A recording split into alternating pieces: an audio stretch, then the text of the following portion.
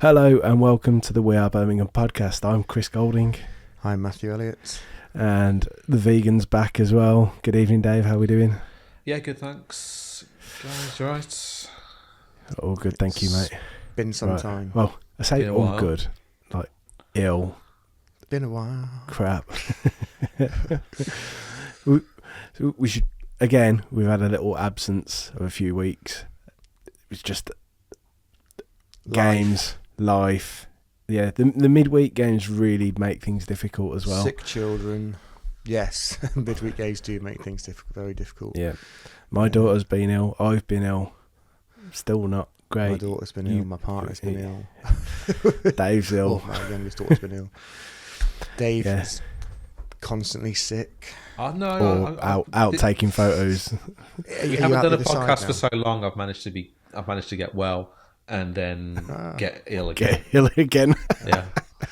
Is it the same thing or is it something different? I think it's so different. Yeah, how is everybody anyway? I feel so like out of touch with stuff, which is bizarre, people just it's been hard, I think, for you with your family and everything being ill. For me, the last couple of games, I've had tickets to the Sutton game. What, you've had tickets and not gone to a game? I couldn't go, so my missus... People with pitchforks out to get you. Yeah, well, critical care nurses can't really work from home because the patients don't really have a great survival rate when they do. So, she had to go into work. Tried to move it for me because I told her that it was a new ground. Didn't happen, sadly. So couldn't go. Yeah. Thanks for that. But yeah, watching it at home, I'd have loved to have been there, but it wasn't there. I didn't miss out on a massive performance. The massive performance, I suppose, was the... No, you didn't. Got the job done. I guess that's the most important thing. I suppose if we're going to start anywhere, let's start with that game. And there's probably not an awful lot to say other than job done.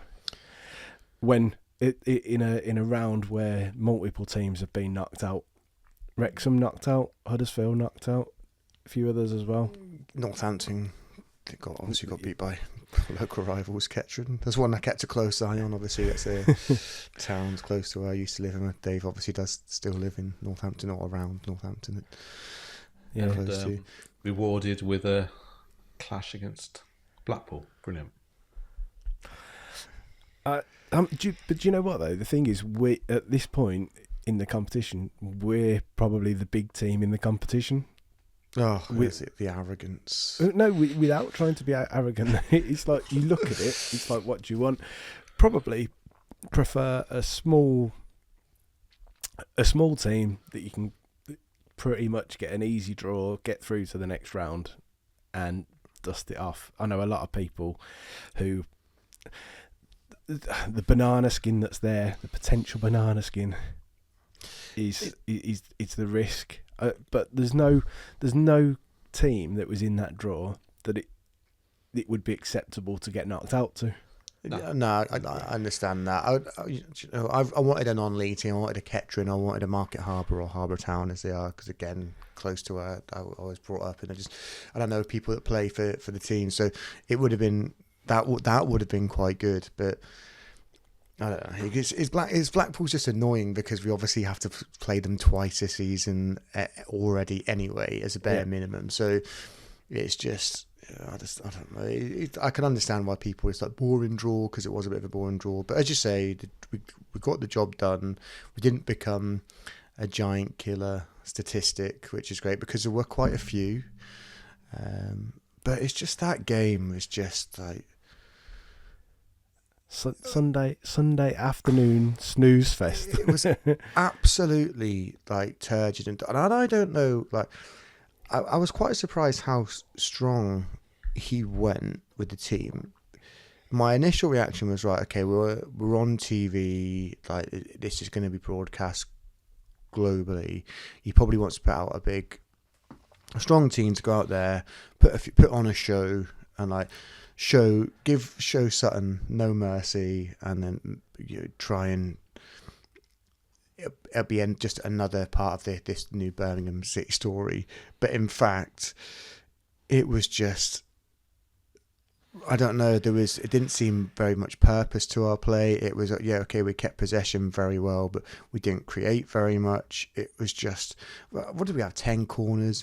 And like every single one of them was absolute dross again against a non-league team. Yes, they set up and played like quite a low block. They kept men behind the ball. The grass was a little bit longer, made it a little bit more difficult to play. But other teams are going to do this as well. But for me, the difference in quality between the two teams was so big that should have been more convincing. Yes, we're through to the next round, but I just found it so frustrating. And I got into the bad books because my other half was doing like decorating the bedroom upstairs and emptying out the attic and putting stuff in there. This is before she was sick, by the way. I wasn't making her do it while she was sick. That's probably why she's sick. You're ill. And I was downstairs watching that, and it's like, oh God, I literally could have been upstairs watching paint dry because she was decorating one of my daughter's bedrooms, and it would have been more interesting. More excited. It was Sunday afternoon snooze fest football. You lie on the sofa if you haven't got a toddler. You lie on the sofa, the game's on, it just passes you by in the background, you fall asleep, you wake up, nothing's happened. Lee Dixon's talking about the length of the grass and how he's got an addiction to roller coasters now. Bizarrely. I thought you said addiction to grass, but you did talk about the roller coasters because his niece took him on one in America. Anyway, yeah. No. So we're not going to start talking about Lee Dixon's love of roller coasters. Not any more than we have, anyway. But yeah, it was pretty much just the job done. And do you know what? I think that they went with that in mind. Don't get injured. Don't pick up any injuries. We've got a few days to work it off. Just go out there and get the job done. And in all honesty, I think that if we'd needed to, we could have gone up another 2 gears.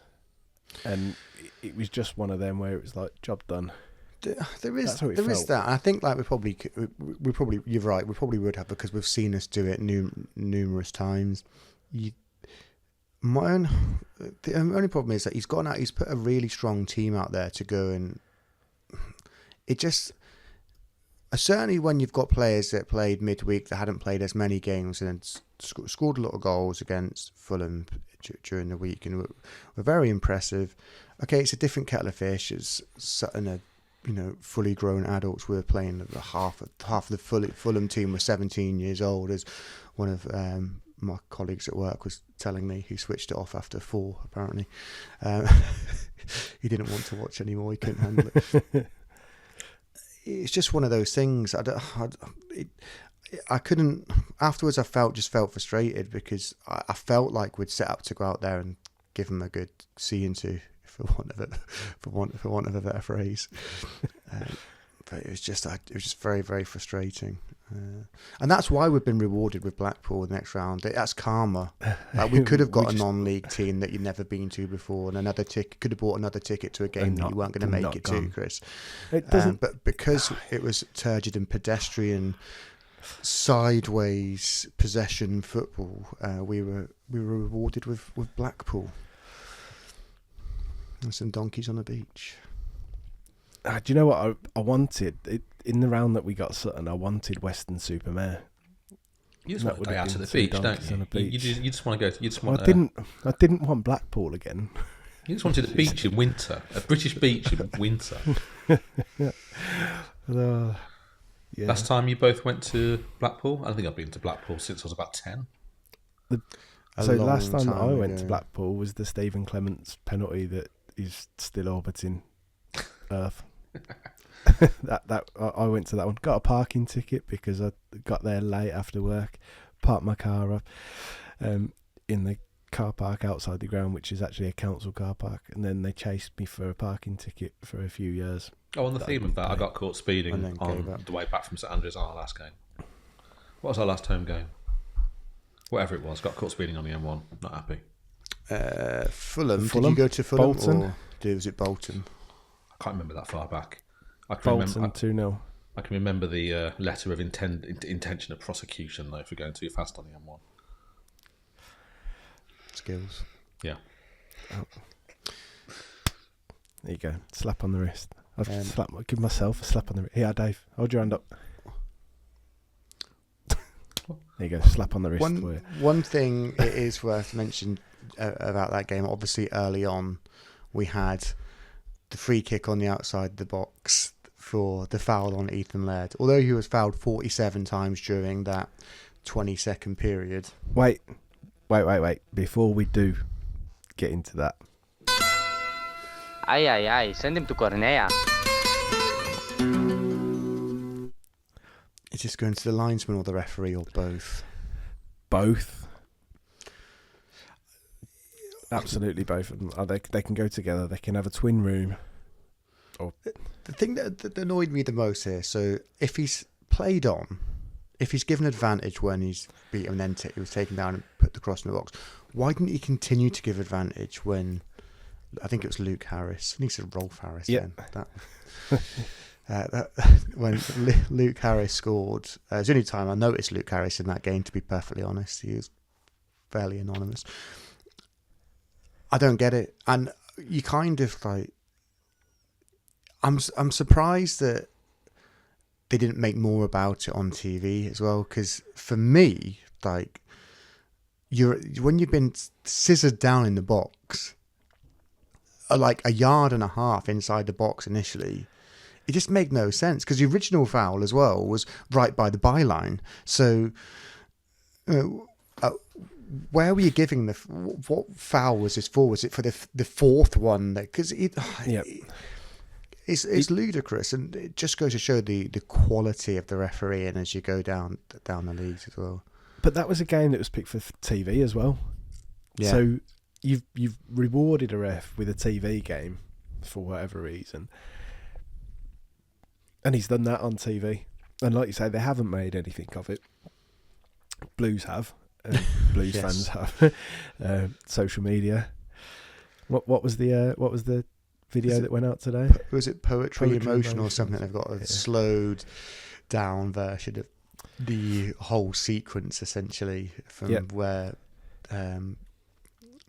Ethan Laird's been fouled on the sideline. First of all, he wins the ball and then carries it inside, beats his man, and then gets scissored down before puts across and then gets side down. But it was ludicrous. Like, it made none of the sequence made any sense at all. I would love. I've seen other people talk about this actually not just in football, but in like NFL as well. The referee should come out afterwards and give, if there's been any contentious decisions, or even just a short interview about how they thought the game went, and then the media are allowed to maybe ask them one or two specific questions during that period. I think like people will be quite interested in watching that as well for the most part, but it would seem that like the FA just want to protect them, don't they? But do you know the thing that frustrates me about it as well, though, is that if that happens in the final, that's got VAR. Yep. And it's checked. Like, it shouldn't be one for this and one for that. If you're going to have VAR in a competition, have VAR in the competition. I guess it's just having it all. I mean, how well do you implement it at a non-league ground like Sutton? But don't care. Don't implement it. Don't have it all the way through the competition. When did they bring it in? Did they bring it in the quarterfinals or something? Or was it only available in some grounds? No. So it's available at grounds so when we went to Leicester, there was VAR. Okay, so it's certain grounds. At some games so if it came to Blues, they wouldn't have it, and it just makes no sense, because even in the same round, you can have a team that has it, doesn't get a decision, and it's not checked. And then in a different game, it does. I just wonder why. I'm fairly sure on that. Anyway, I'm not 100%. Maybe someone I'm fairly sure. can correct us because I don't know.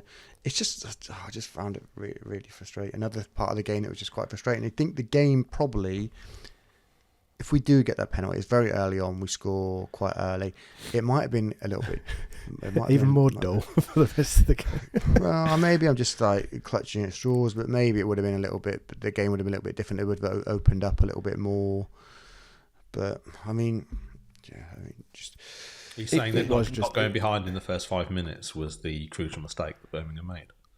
If we'd done that, it would have been a more entertaining game. We seem to I don't know, really want to say it, but that seems to have stopped, doesn't it now? Well, let's leapfrog back to right the other side. We haven't been on for a few weeks, as we've said.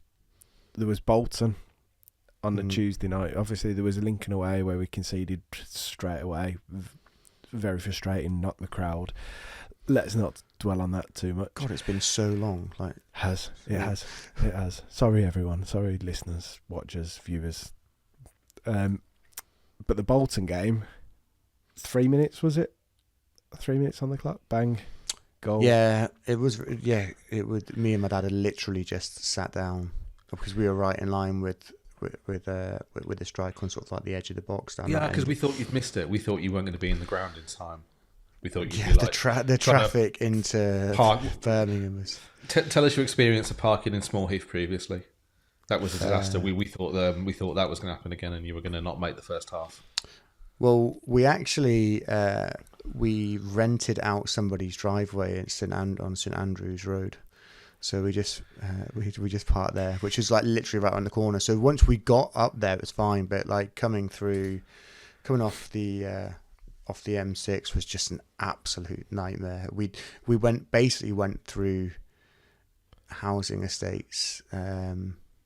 Started off, went through Marston Green and then Sheldon and a few places. I think we came into ended up at Borsley Green in the end, and then came out onto Coventry Road and then went through Borsley Green. Eventually got to the ground, but it was just the traffic was just unreal, and I genuinely thought we weren't going to make it, and I was just getting annoyed. And my dad had one of our earlier podcasts on in the car as well. I had to make him turn it down. I don't even know why I had it on. He tried to prove a point to me or something, but I was like, I don't need to be listening to this. Can we turn it down, please? I think it was the Club Foot episode, if I remember. Do you often listen back to yourself? No, never. Ever. I've never ever listened to one of our podcasts apart from one of the ones that you did when I had a short break, and that was literally it. So, but yeah, I don't listen to myself at all. Anyway, got there in the end. Other than when your dad forces you to. Well, I still don't understand why he did it, but hopefully he doesn't put one on the way back on Saturday when we come back from the Northampton game. This one. Matthew's dad, if you're listening. And hi, Matthew. And hi me. How are you feeling? Good win. Chewy, have you got anything? Chewy, have you got anything that you want to say to future you, Saturday you after the game? Take it easy on the beers, Matthew. There we go. Thanks. Alternatively, we can just start insulting you, and you probably can't turn it off because it's your dad's car. Yeah, this is true. Yeah. Chewy, you prick. Right. So, dog nonce. Yeah. Dog and cat nonce. Right. Bolton. So Bolton, yes. So we'll keep it brief. Obviously, the game before that was obviously Lincoln, where we won quite convincingly. And do you know what? Lincoln, actually, so the only thing that I'm going to say about Lincoln is what a great away day it was. And the pub that we were in beforehand, obviously I had to go and collect my ticket, so there was like 45 minutes of missed beer time. But they had sword dancers in there. Sword dancers. And it was, what was it called? What did Dan say it was? maypole dancing, not maypole. Like a type of Morris dancing. Yeah. Did But you with just end up in a swords. rough pub where there was dancing with knives, basically? This is what happens in Lincoln. But that's Birmingham. No, it was it was just obviously some tradition that they do, but it was pretty cool, pretty like unique, bit weird, but yeah, it was alright. A decent little away day as well. So that was a really good performance. Then we carried that on in against Bolton, I thought, I was really disappointed with Bolton, actually. I expected them to be a little bit better. They had a couple of good opportunities where they maybe could have made the game a little bit tighter. It's another one of those games where you just feel like we probably should have scored more to feel a little bit more comfortable, but it was pretty dominant again, I thought. Do you know what I didn't realise until about the 70th minute in that game as well? That Josh Cogley was playing. It was at the point I think they moved him out to wing back and then clocked him. I was like, oh. He was getting quite a bit of shit from some of the Blues fans at the touchline. Yeah, it was some of the younger ones just shouting crap. Who probably can't even really remember when he played for Blues, to be honest. But no, fair play to him. He's obviously carved out a fairly decent career since he left us. But I was really impressed with that performance. I thought. I think you said the only thing, and I think we've said this a few times, is we probably should have scored more goals, and we need to score more goals. You say we need to. We don't. Well, okay, we don't need to. If we're going to win, then we win. But but it'd be nice if we are creating chances, scoring chances, and just killing games off completely. Because in that game, Allsop pulled off a decent save at the near post. He did, yeah. Changes the game at that point if that goes in. So that's probably one to talk about as well, because I think Allsop's come in and I think he's actually looked, for me, the stronger out of the two keepers this season. No, I'd agree. I do agree with that. I was worried about him on crosses, but he has a tendency to punch. There's been a couple of times when he hasn't come out for something that he definitely should have. I think that was the Mansfield game that we'll probably touch on very briefly. There's where it sort of dropped in the 6-yard box, and like, why haven't you come to collect that? But no, he's done really, really well. He plays a little bit higher up the pitch as well. He doesn't take as long on the ball always. He still has a tendency to just go for those diagonal balls sometimes, so I just think not quite sure why you've done that, because it hasn't really put us in a positive position. You just give the ball back to your opposition. But what I was worried about with him was just the fundamental side of goalkeeping. But he's actually been pretty good. So there's been a couple of occasions where he hasn't really commanded his box that well, but from shot stopping, like his hands, wrists seem to be a lot stronger than the games I've seen him play for Hull and Derby, and I was a little bit worried. Couple of penalty saves as well. Yes, yeah, don't forget those. I expected a little bit more of his handling to be like a bit like Lee Camps from some of the bits I'd watched from him playing for other clubs, but no, he seems. I mean, in this setup, he looks really good. I know he doesn't face probably as many shots as he would do against. Playing for other teams potentially, and that's maybe why, I don't know, but no, he's been really, really good, and obviously it's going to take a lot to be a change in the league anyway. I think that Peacock Fowl probably continues to play in the EFL Trophy. I was expecting to see him against Sutton. I was expecting to see a majority of players that played against Fulham U21s. But I suppose because there's a week until the next game at that point. Yeah, maybe. But so because it would have been a long break otherwise, wouldn't it? When you look at the two cup games, I suppose. Yeah.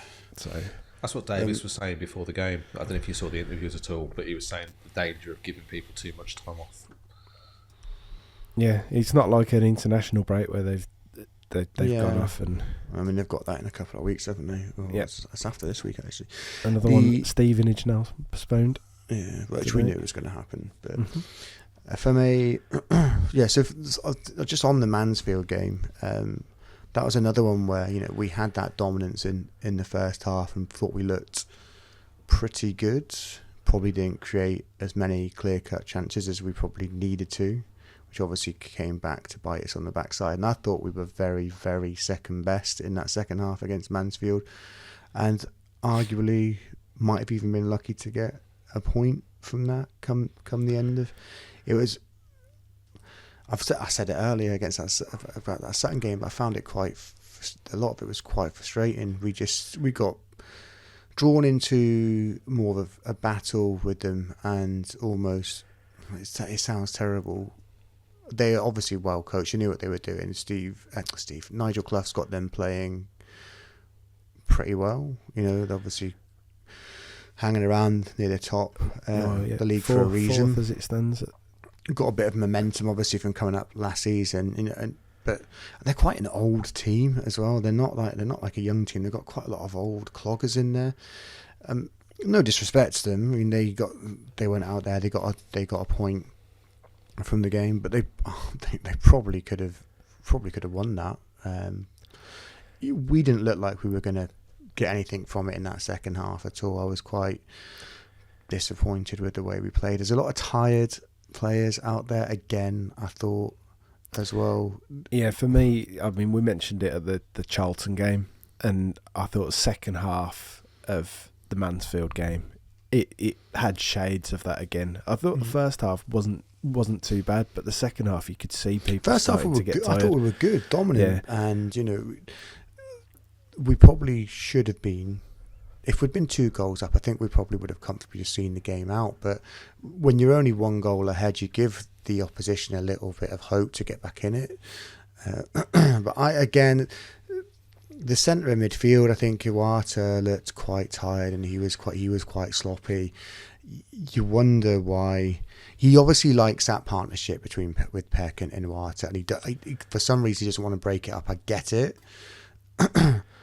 But how are these other players going to build relationships with each other if they don't play with each other? So every now and then you got to give Mark Leonard a try. God knows what he's playing in a winning team. Every now and then he's getting 10 minutes here to 20 minutes there. Did you see the interview that he had? I think it was with the Birmingham Mail though.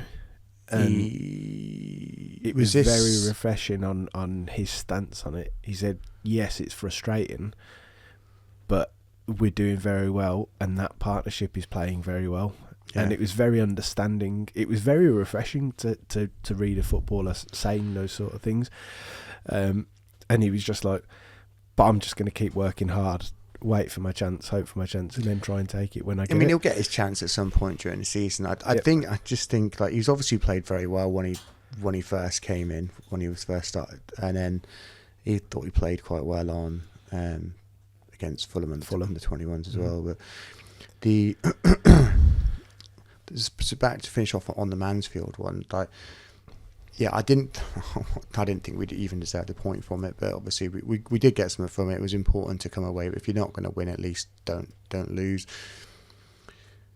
But again, it just didn't feel like we were creating enough chances. And I know we need to be patient and just wait for it to open up defences. But sometimes it just doesn't happen for us. We've got to find new ways. Yeah. There's a lot of probing around almost like a back 8. Sometimes you end up playing and you're just trying to wait for an opening, but sometimes it just doesn't come. So at the same time, though, someone who got a lot of hate, shall we say, because it probably was Lyndon Dykes after the game. A couple of missed opportunities. The one on the turn that you really. I think that was harder than people are giving him credit for, than people think. Should he have scored? Probably. I was more annoyed. I think he had a shot in the first half where he just blasted over. I think that was more annoying. Obviously, he played his part in the goal that we scored. I actually thought we were better when he was on the pitch. I think when he came off, we looked considerably worse. What you could say, though, is that we looked worse in that second half anyway. I mean, we did anyway, but I think it seemed to be he gave us a bit more of a focal point, a bit more physicality up there. I'm not convinced that I think that there's a place for him. There's like the Rotherham game, like there will be games for him. There'll be places for him, but ultimately, I'm not sure that he massively suits the way that we play. But I think there will be times. I'm not sure that was it at Mansfield, and I think that. I thought he played well against Mansfield. I think his link-up play was good. I think a lot of people look at him and see him as like this robust, old-fashioned number 9 centre forward. But I think he actually is better when he plays a little bit deeper. I don't know whether you want someone like Alfie May or Jay Stansfield actually playing off him, just playing in front of him. What that means for like Willemsen or whatever, I don't know. But yeah, I mean, it's just strength in depth, isn't it? Really, he does give us another option. The annoying thing is, whenever he's not on the pitch, we seem to bang balls into the box that no one can get on the end and then of, put him about on, and 6 foot plus. And then when he is there, they don't do it. Well, it's just, that was it. As soon as we take him off, we start then knocking balls into the box. And like we did that for a while with Duke as well. Was it last season? It's like when you play him, you try and play it into feet, and then as soon as he's gone off the pitch, you stick a cross in. One thing I will say, I mean, Dykes is actually quite a bit quicker than I thought he was. I mean, I didn't think he was like slow, but there's been a couple of times where he just has that little burst of pace to get away from the defender. I was like, I didn't realise you had that in your locker. And you kind of forget it, and he does it again. I'm like, oh, okay, so use that more often. But he's not a natural finisher. I think that's pretty obvious. But he does bring stuff to the table, and he played his part in the goal against them, didn't he? And I think it was important for him to score midweek as well against Fulham. It's very hard to miss that one. on a plate. Well, let's have a little talk on the Fulham game then. Obviously, I don't think there's a point in going into it in too much detail because of who the opposition was, and I mean, it literally was men against boys in every sense of the words. And it was just the ruthlessness from the team. That's what I expected to see against Sutton as well. I know it's different. Do you know what else was great in that game? The togetherness that they showed. So when Dykes scored and how they all congratulated each other and celebrated together, even though it was like the 96th minute and going 7-1 up. Yeah. And they were still congratulating each other, and there was that bond. But then after the game, so bear in mind who they'd just played. It was the Football League trophy, the Bristol Street Motors trophy, whatever you want to call it, against Fulham U21s. Yeah. And all the subs walked onto the pitch. They congratulated the players that had just played. There was high fives. Everyone was just a great bond. That togetherness that they show, and we've talked about it before. When there's been incidents that they back each other up in tackles and fouls and to the ref. We haven't seen this for a long time. This bond, like this team bond. And that showed at the end of the game, I think, for me. That was the big thing. It wasn't just well done. It was just Fulham U21s. There was actually a, well done, lads. Like, we've job done there. We've done really well. It goes a little bit back to what you were saying about Mark Leonard's interview as well, of just like having that attitude. There's obviously a very good feeling in the camp. Everyone seems to be pretty happy with the way things are going. There's obviously the camaraderie, etc. And it's important that we've got that. You wonder if that changes after like 2 or 3 losses. Hopefully that doesn't happen this season. But every time they have lost, not very often obviously, they do seem to bounce back pretty quickly. But it's great to see. I mean, you've got,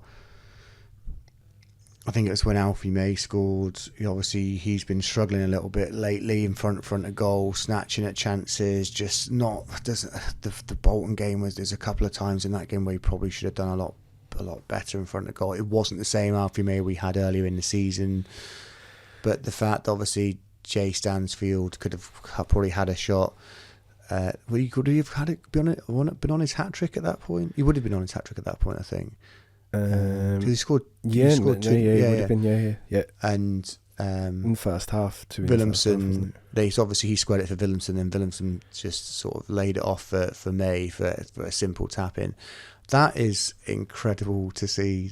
Actually, the team. That's just the team. Just like the togetherness there. I mean, whether or not they had it in their head, so we need to give Alfie May this because he needs to get some confidence. I don't know if that. I don't think I'm that not is sure the that case, goes through your head when you're out there playing. No, I think from a point of view of like he's in a better position to score. Let's give it to him. That's just like football IQ intelligence, isn't it? I think, but and again, you've just mentioned Williamson there, like playing it to touching it across. He's been absolutely fantastic for those first couple of games when it was just like, let's go back to that. Yeah, well, I mean, to be fair, like I was like, he needs to get up with the physicality, and he needs to get used to the pace of the game here. And in fairness, he acclimatised really, really quickly. And I think it probably only took me 3 games to see that this is him coming good now. But there were still quite a few other people out there that were giving him shit. And now, like, he's by far and away.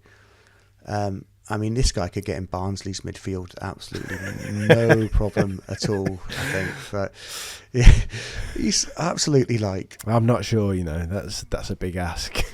It's just like the amount of times you see him come back and just dispossess somebody on the edge of our box and then lay it off. And then I don't know how much ground he covers, but it's like... Do you know what it is for me, though? So it's...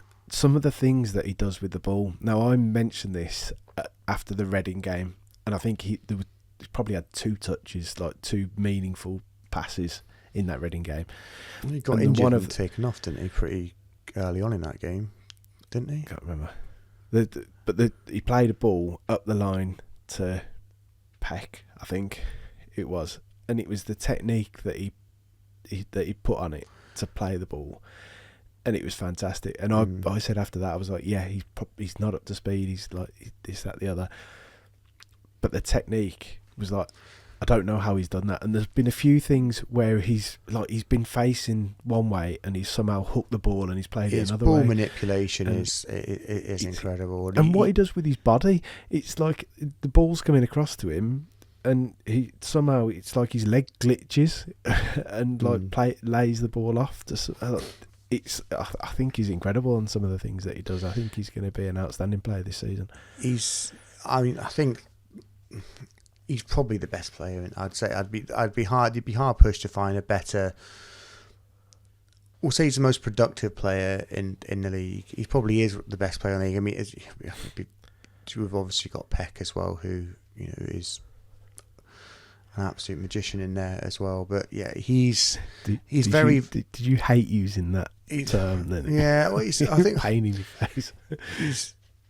Williamson's just more eye catching, isn't he? He's just more eye catching because he does things higher up the pitch in dangerous areas. But it'd be interesting to see because obviously it's all Icelandic man, Matthew. That's what you're saying. Well. Yeah, I was trying to think of something to say there that was funny and I couldn't think of anything, so I'll just bow out. And I do, I mean, I'm not Brian Dick level of Williamson, but he is extremely good to watch. You wonder how he copes in the Championship. Can he carry it on? Will he find life a little bit more difficult? A season in League One, it is a different level of football, so it'll be interesting to see how he steps up. I think he'll be absolutely fine because it was the chap in the journo in Holland was a little bit concerned about its physicality and goal involvements and stuff like that. But he seems to be doing it, but obviously League One is probably a step down from Area Division, isn't it? So we'll see how he gets on. But at the moment, just absolutely enjoy watching him play. It's just an absolute treat to watch. Yep. as are a few of them, to be fair. But yeah, it's if he doesn't, do they have Player of the Season in League One? Because he should definitely win it. They're having Player of the Month. Yeah, because at the moment, so this month Iwata and Williamson are both up for it. Yeah.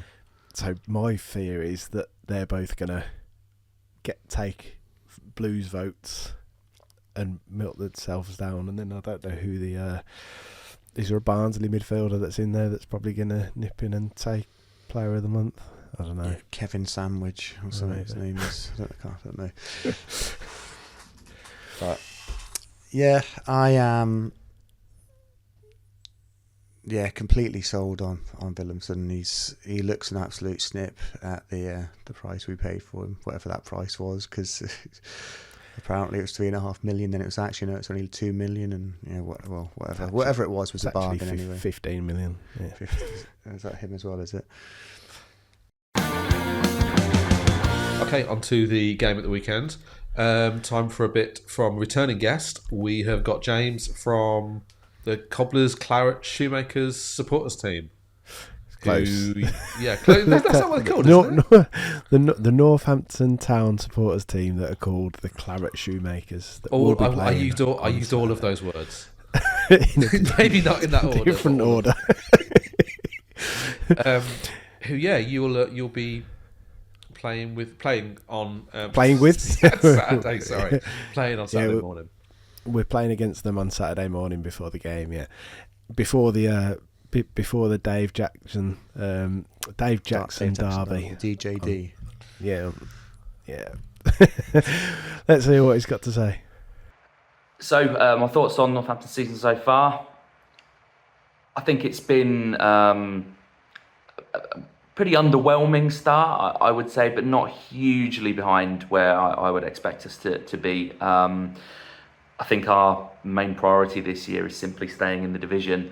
And at the moment, we're above the dotted line for relegation. So you could say it's kind of on par, so to speak. But I think people have been a little bit concerned with how leaky we are from set pieces, and just we seem to be quite easy to score against this year, which wasn't really the case last year.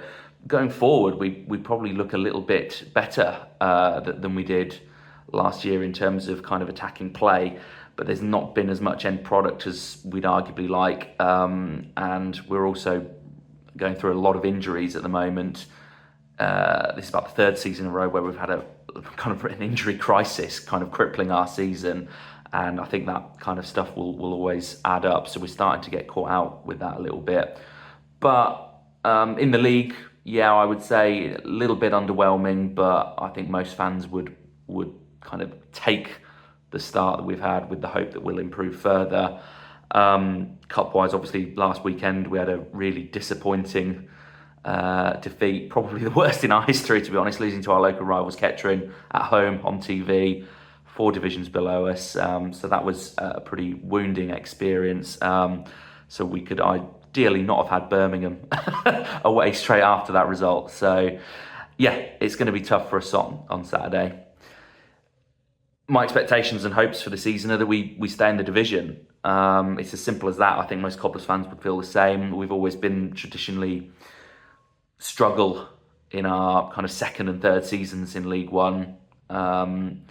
So this is the real litmus test for us. We had a successful season last year, lost a couple of key players in Mark Leonard and Kieran Bowie, and I wouldn't say we've properly replaced Leonard in particular in the midfield, but we've got some good attacking options, and in Tyler Roberts as well. He's had a bright start with us, yet to score, but looks really, really good on the ball, creative player, and Tariq Fosu, who's also played at a higher level. So we've got players that can hurt teams, so we just need to improve at the back and make sure that we're a bit more difficult to beat.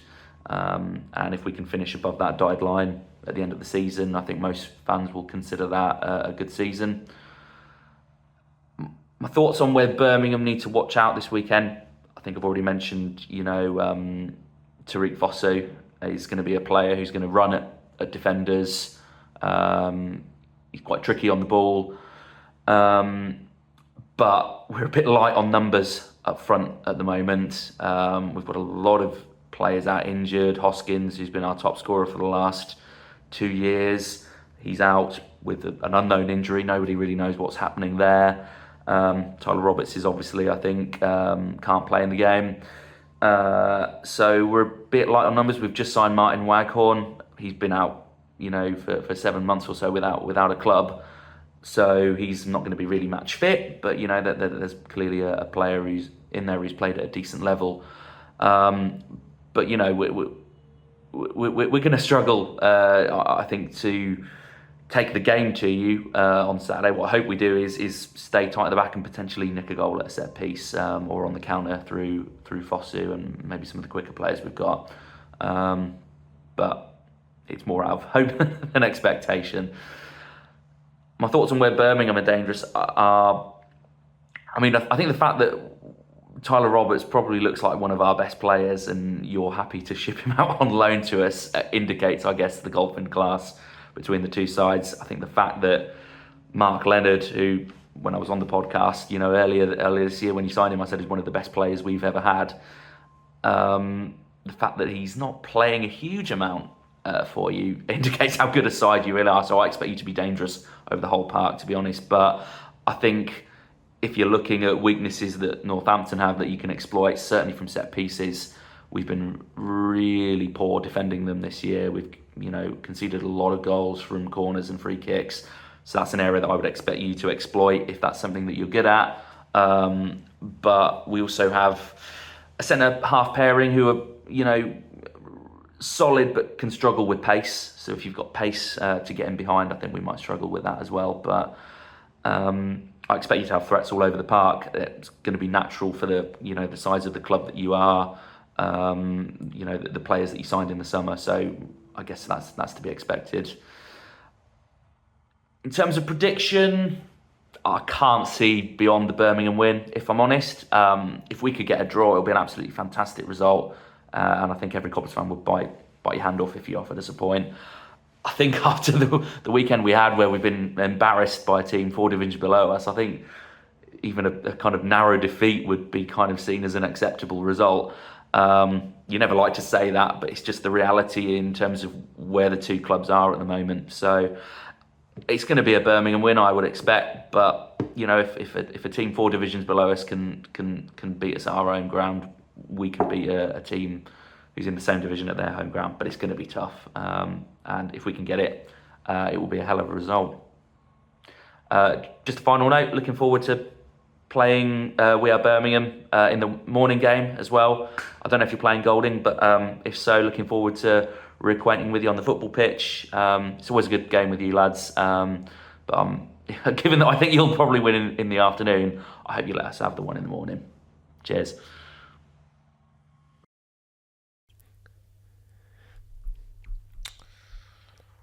Okay. We don't even have to wait, do we? Because we don't know what he's got to say. Yeah. Interesting. No, we've got no Thank you, idea. James. That was or wasn't amazing. Yeah, we've got no idea what James has said because we had this after we've recorded the podcast. So this is for you guys. Thanks for that, James. Enjoy. Well, yeah. But we have on good authority today that it was going to be incredible. Or he just hasn't said He anything. just spent and we'll he just put a spent 3 picture of minutes him. talking about Mark Leonard and crying, didn't he? Probably. He's a handsome guy. Mark though, Leonard, isn't he is. Yes. Yeah. No, he's not. Look at that haircut. It's absolutely dreadful. I was on about James with his bald head and beard, or maybe not beard, because we don't know whether he's had a shave or not.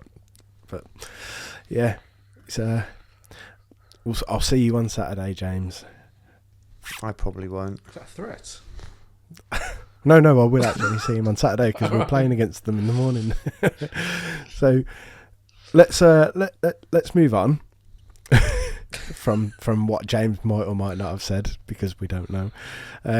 So we've got another guest. We've got Blues Breakdown, Ben from Blues Breakdown, who's back with another opposition analysis. Hello again, listeners. Ben from Blues Breakdown back once again to preview the weekend's game against Northampton Town. The Cobblers have struggled so far this season, sitting 18th in League One ahead of the weekend. They come into the game against Blues having been dumped out of the FA Cup at the weekend by Kettering Town. However, they have managed 2 wins and a draw in their last 4 league games. Manager John Brady has tended to favour a 4-4-2 shape, but has also used variants on this, including a 4-2-3-1 and a 4-1-4-1.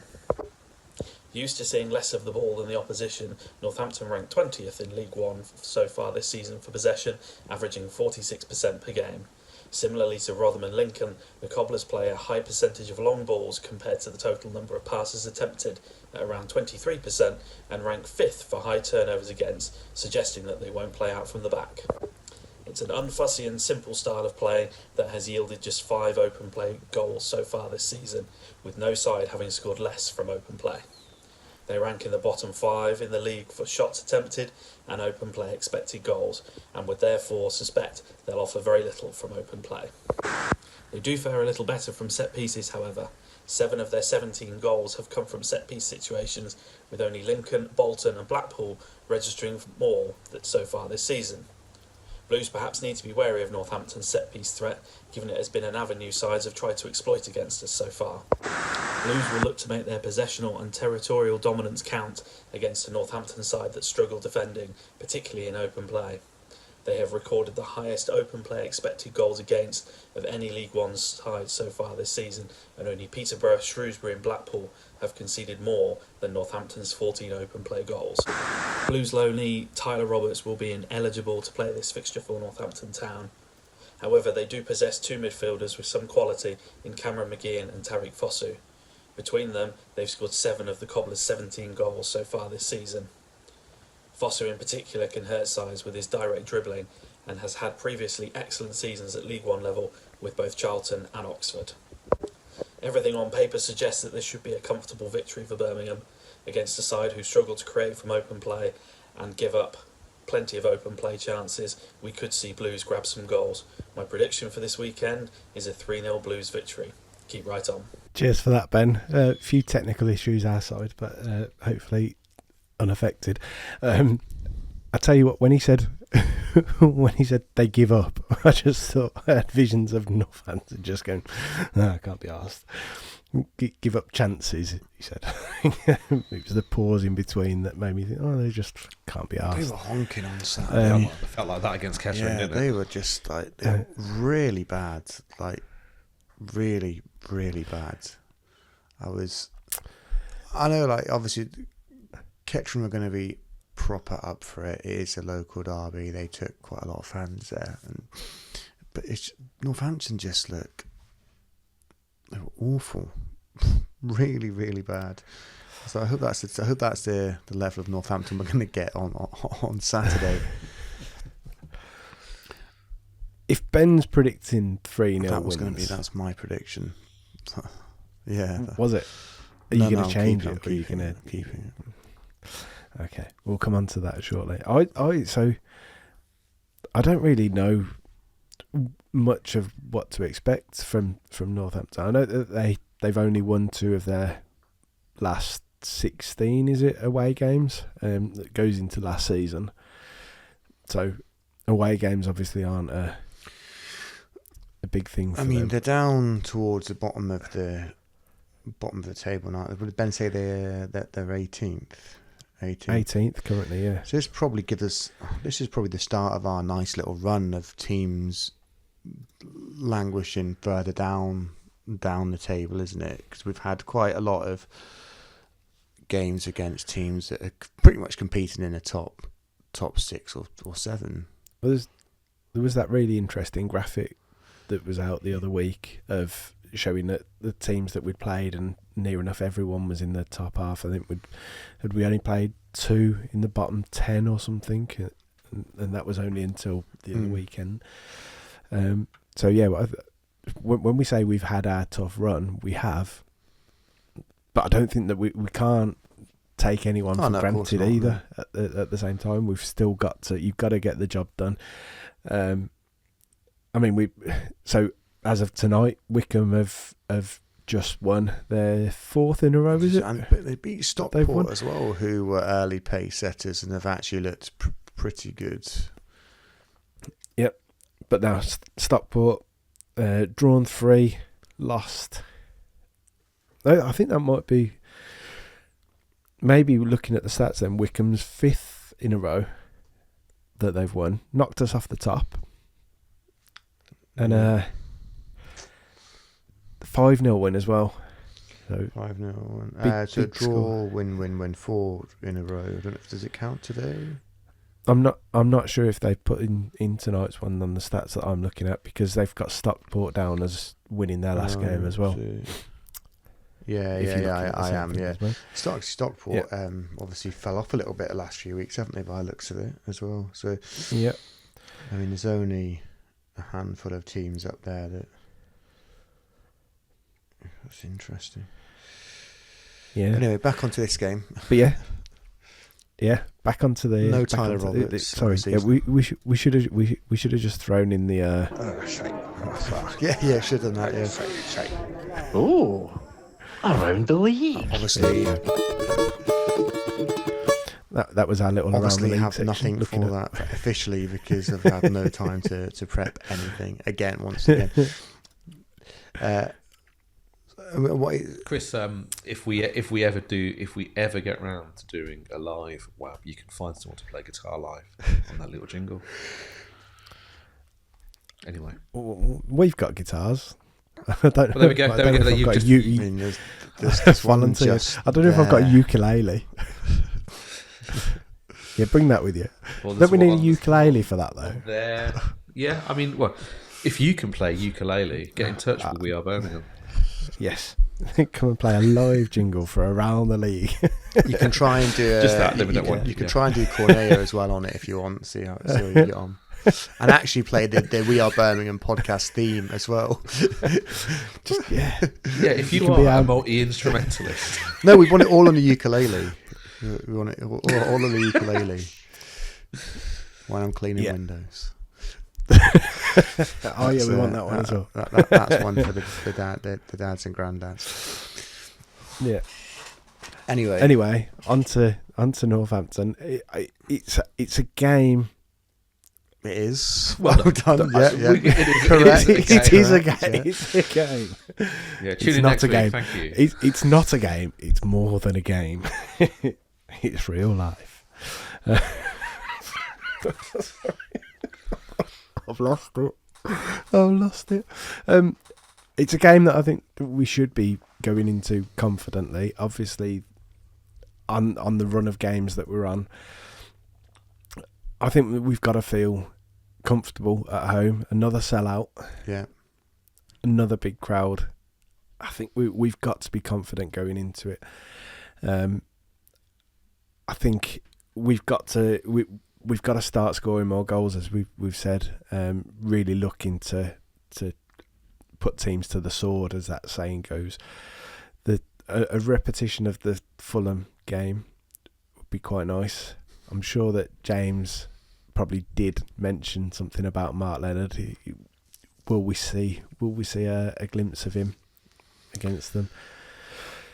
I'm not sure that he breaks back He into comes the team on at in the the moment. second half, doesn't he? About 60, 70 minutes and scores. Because it's bound to happen, Scores isn't it? It is bound to happen against the team he played for the last 2 seasons. It's going to happen. Mark Leonard, It's written in anytime the goal stars. scorer, get on it. Don't think there's many bookies actually Yeah, offering you- that at the you- moment. But You'll win about 30p off a pound. so put a The lot odds are down. terrible, aren't they? So put a lot down. Don't encourage people to gamble. Is this a new web? Stick is this your a new- house is this on a it. new WAB kind of feature, betting with Matthew. No, Ryan? absolutely don't do that. No, I don't even bet myself now. Bad betting. Bad betting with Matthew. Bad yeah. betting. Oh, if anyone's got a ukulele to make a jingle for bad- bad bad betting with betting. Matthew. Yeah. Oh, yeah. Right, before we get any, what have you got anything insight from your friends, Northampton supporting friends? No. I think he's talking to you, Dave. I'm talking to both of you. You both got Northampton supporting friends, haven't you? Yeah, try not to. But they don't listen to No, this, so that's sorry. fine. Sorry. No. One of them has already given all of the insights. Aren't you which, travelling with some we could Northampton possibly fans on Saturday on the way up? traveling? No, I'm traveling. Well, I would have, but someone's arranged a football game in the morning. So, Chris, You can come to that. no, no, I'm travelling up with a Spurs fan. So Fair. yeah, but Right, well, we'll all wait to listen to James's insight on Northampton before we make judgment, and Ben's, obviously. So, actually, talking of Ben at Blues Breakdown, this has been a fucking shit show, hasn't it? No, not talking of Ben at Blues Breakdown hasn't been a shit show. This has been a shit show. Looking ahead at Northampton. Anyway, what happens if we don't prepare? What's the saying? Failing to fail to prepare to fail. Yeah. But I didn't prepare to fail either. So You should have written all the show notes down on your arms, like here or on something. here. Yeah. Yeah. But only you'd written them all down. It's all in Spanish, though. That's a fucking problem. That was just for Cornella. That's it. Can you not see it? Send it to Cornella. Was it saying? Was it actually saying Spanish? More. It says Los que son amados. It's an Emily Dickinson quote translated into Spanish. I can't remember what it says. Sure. And it was from Neil Amazon, Neil something Moxley's like- gone to Cornella again. Keep right on. Yeah, it doesn't say like more paella now or something. I mean, it's a tattoo in tribute to my dead father. So Shit, sorry, probably doesn't say. Did he like paella? Or? he liked Spain. There you go. So he liked the cuisine as well. So. love you, Dad.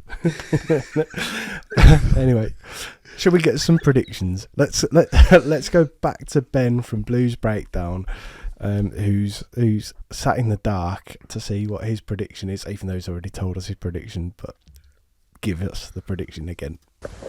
Hi guys, apologies it's dark. I'm currently sat outside of Screwfix. As I said in my preview piece earlier, I think Blues will win 3-0 this weekend, and I think Willemsen will get on the score sheet. Keep right on. Thanks for that, Ben. Sat in the dark outside Screwfix. Anything?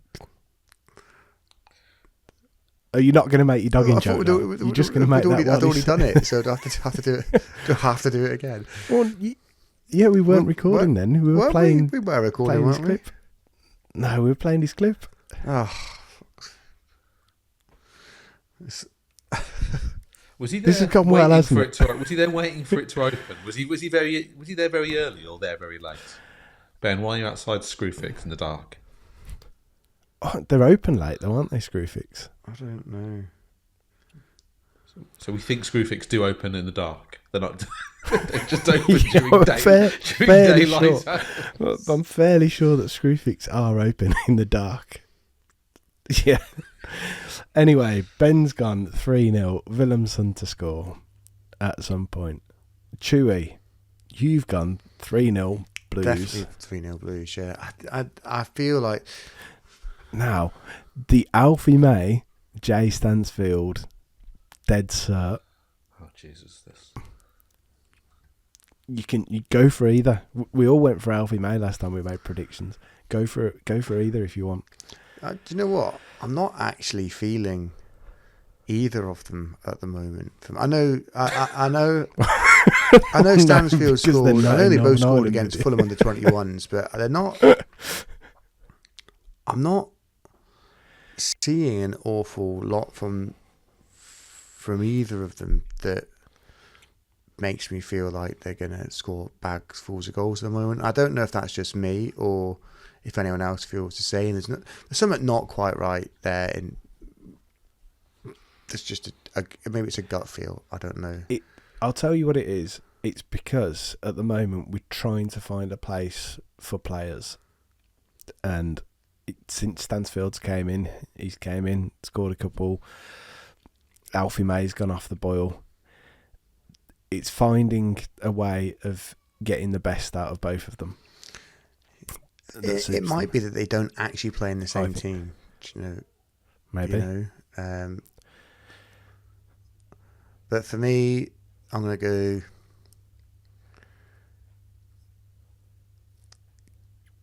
I think. Do you know what? Fuck it. I'm gonna go. I was gonna. Oh no. Do you think? Podcast gold. Podcast gold. I was gonna go. Right, I'm gonna go. Clara. We're gonna score from a corner, and then I just thought, no, we're not, because our corners are absolutely fucking dog shit. So, and then Ben made the thing about open goals, didn't he? So, open play. I'm gonna go Keshy Anderson because I rate that. I just think he's looked. He's looked good anyway this season when he's played.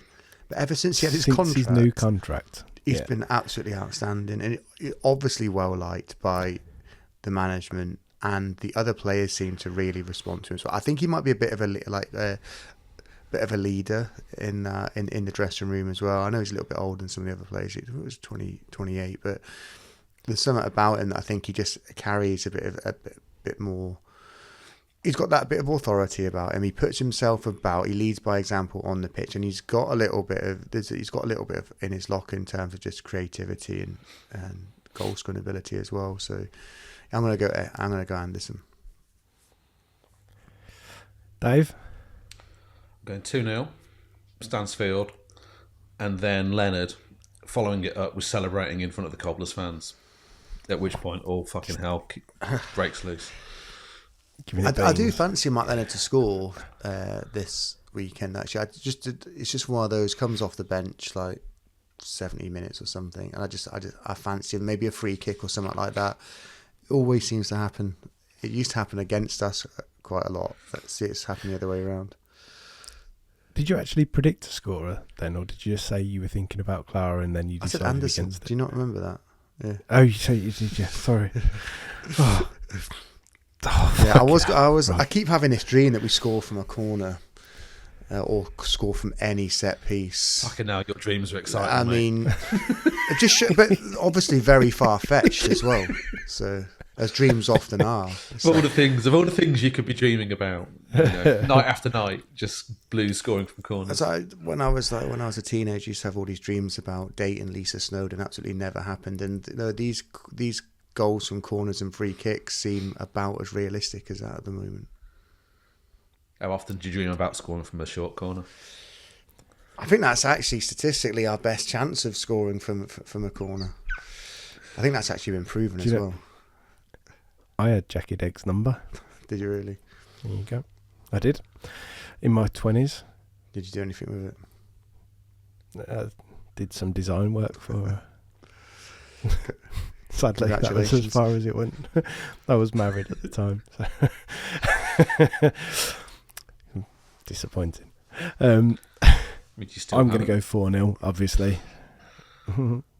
It's no longer her number. I don't think. No, you've just been blocked. I mean, we could try ringing it now, see if it's been repurposed to someone else.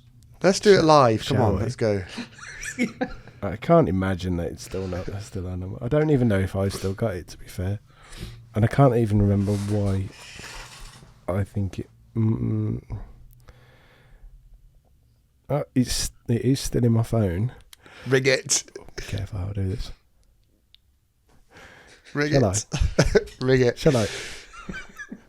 Just do a cold call as if she wanted. It's ringing. This person's phone is currently Oh. Should have asked if she wanted to go on. There you go. Okay, well, what we'll do is we'll update you on next week's WAB just in case you just phone back. I got this. What do you want, Golding? What are you calling? I just wondered about that flyer that you wanted me to do. You still haven't paid me. Right. Yeah. You're not going to believe the go interest which has built up on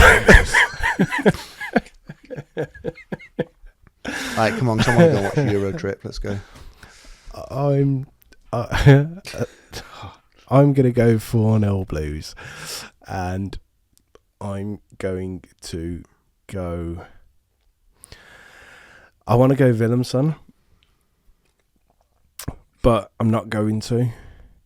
Why am I not going to? Because I'm stupid. Correct.